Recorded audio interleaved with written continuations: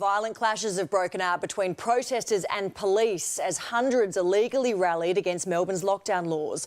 The force was ready as tensions quickly rose amongst the group, branded selfish by the Premier. Mark Santomartino was there. Brawling with police in the name of freedom.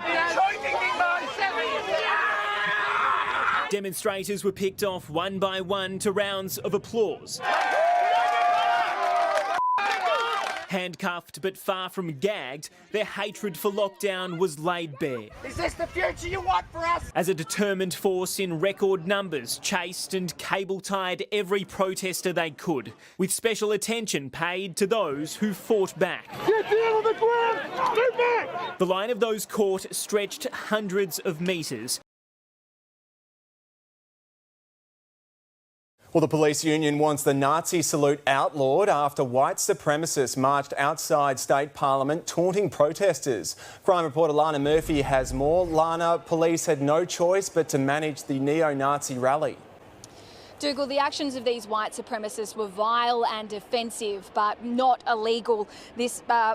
Dressed in black, this vision you can see, a group of men marched down Spring Street. They were performing multiple Nazi salutes, marching up and down holding signs and flags. Now this vision shows police officers also keeping the men separate from other protesters. They say that is because the far-right group crashed what was already a volatile situation between pro and anti-trans demonstrators.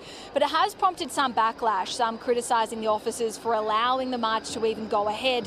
The police union says they simply had no choice, but that needs to change. Yes, they're inciting hatred. Yes, it's offensive and deeply offensive in the community, but it's not something that police can actively intervene on, and that's difficult for us. Sadly, they've got a job to do, and that includes keeping the peace and sadly having to protect people with those sorts of views and that sort of hatred and prejudice. These protests don't spread the virus. These protests do spread the virus.